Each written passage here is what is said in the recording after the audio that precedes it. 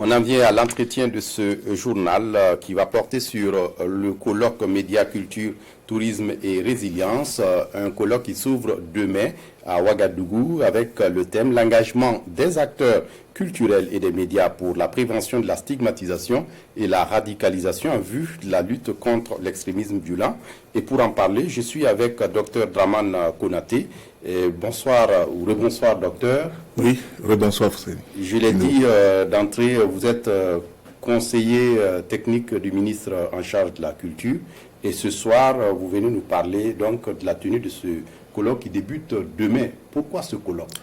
Tout à fait. D'abord, il faut saluer et remercier l'ensemble des professionnels de notre secteur. Salue cette initiative qui a été inspirée, il faut le dire, par Monsieur le ministre en charge de ce secteur-là. Inspirée parce que ça vient en début d'année et d'un de deux, ça va marquer d'une pierre blanche. Cette année 2023, ça vient en prélude, ce colloque vient en prélude aux événements majeurs de notre pays. Déjà la semaine prochaine, je crois qu'il y a le Salon international de l'artisanat de Ouagadougou.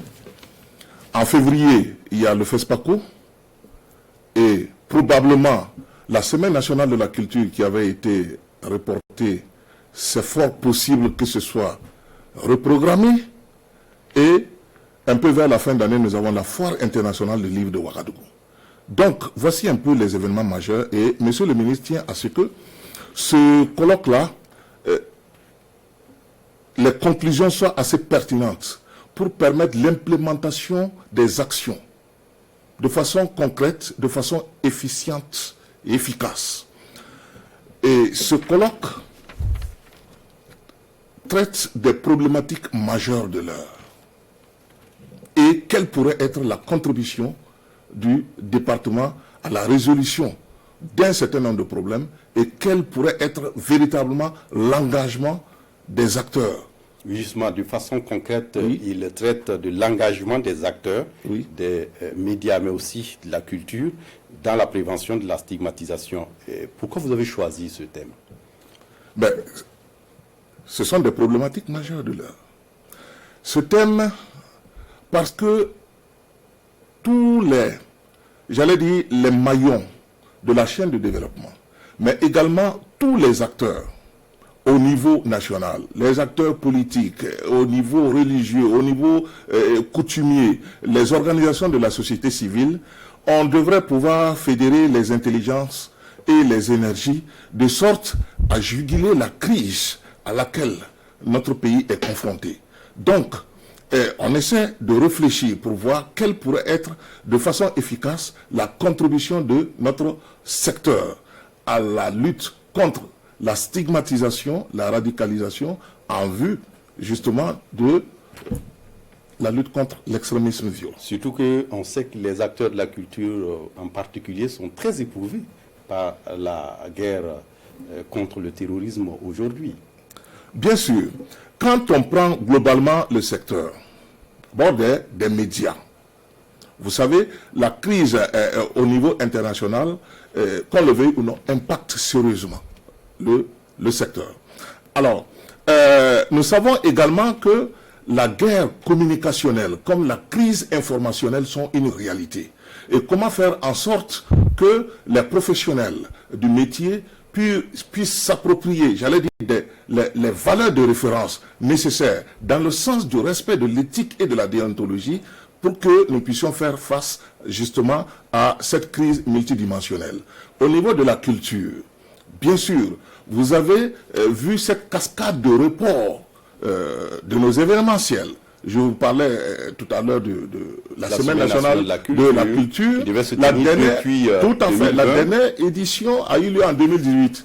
Donc, pratiquement, ça fait 5 ans qu'il ne s'est pas tenu une édition de la Semaine nationale de la culture.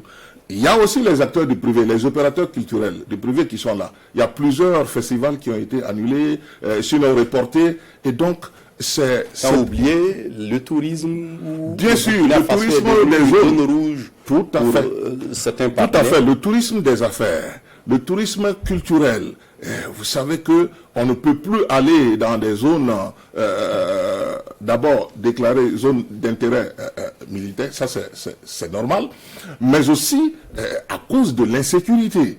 Donc, il y a plusieurs sites qui n'ont pas reçu de visite jusqu'à ce jour. Si on prend par exemple le tourisme cybernétique, le safari, etc., vous voyez que ce n'est pas évident. Voilà. Dans la zone de l'Est, que l'on puisse y rendre, parce que justement on veut voir des bibales, on veut voir des lions, etc. Donc le secteur est sérieusement impacté.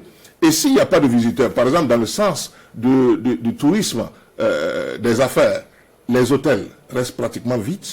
Donc il faut ces grands événementiels-là dont j'ai parlé pour essayer d'accompagner le secteur. Donc, une occasion de réflexion, d'ouvrir le débat sur ce secteur de la culture, mais aussi ce secteur des médias et du tourisme. Mais quelles sont les activités qui vont être programmées pour cette rencontre qui débute? Naturellement, c'est un colloque de haut niveau. C'est un colloque scientifique et technique. Et c'est un colloque qui va aborder les problématiques majeures. Mais maintenant, comme il s'agit des professionnels, des médias, de la culture et du tourisme, il y a des thèmes spécifiques qui seront développés, voilà, en guise de réflexion. D'abord, la médiation culturelle, le rôle social des écrivains et des artistes en contexte de crise. Et pour ce qui concerne le secteur de la communication, globalement, nous avons la responsabilité sociale et sociétale, justement, du journaliste oui, ou des professionnels des médias en période de crise. Mais aussi, il y a au niveau du tourisme les enjeux, les défis majeurs, mais aussi les perspectives. Voilà. Quant à l'événementiel culturel et à l'événementiel touristique dans notre pays. Et ça va se passer sous forme de conférence inaugurale, mais aussi de panel. Tout à fait. La conférence inaugurale va porter sur le thème fondamentaux, les fondamentaux de la paix et de la cohésion sociale au Burkina Faso. Et sous forme de panel, bien sûr, interactif. Les échanges seront interactifs et nous allons recevoir à ce colloque, le ministre a tenu à ce qu'il y ait les institutionnels, c'est-à-dire les institutions d'État qui seront représentées, mais comme aussi l'institution traditionnelle et coutumière et religieuse.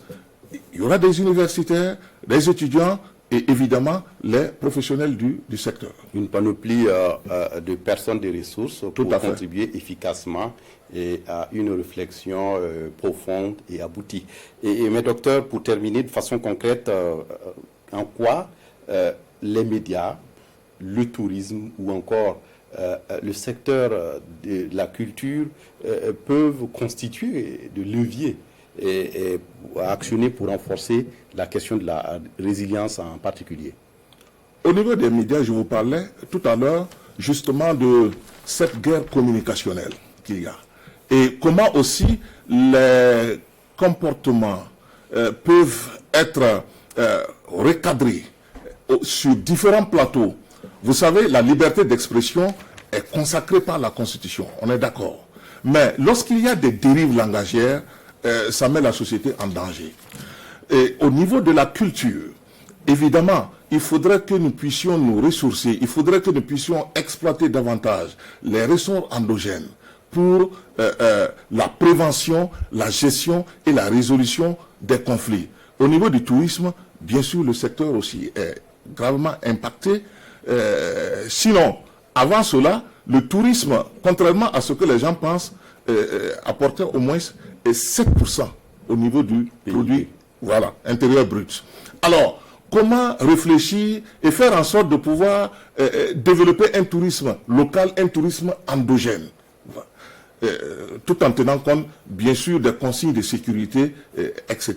Donc, voici autant de leviers, mais nous ne pouvons présumer des conclusions de ce colloque. Nous estimons seulement qu'avec les éminents experts que nous avons, nous aurons des conclusions à la hauteur, tout à fait, des attentes. Discussions, tout à fait, mais aussi des attentes convaincants. Et le ministre tient à ce que ces conclusions débouchent sur des actions concrètes à mener. Donc, ce ne sera pas un colloque de plus, mais ce sera vraiment Un colloque assorti d'une feuille de route. D'une feuille de route, naturellement, et une feuille de route, bien sûr, échelonnée sur 3 ans, mais aussi un colloque assorti d'un appel qu'on a appelé, en fait, dénommé le top 5, c'est-à-dire l'ultime appel des professionnels, des secteurs, des médias, de la culture et du tourisme, justement, à l'opinion publique nationale et internationale, pour dire que nous prenons l'engagement de lutter efficacement contre la stigmatisation et contre l'extrémisme violent. Merci à vous, Dr Dramane Konaté. Je rappelle que vous êtes conseiller technique du ministre en charge de la culture et de la communication. Vous étiez là pour nous parler du colloque Médias, Tourisme et Culture pour la résilience qui s'ouvre demain à Ouagadougou. Vous restez avec nous pour la suite du journal.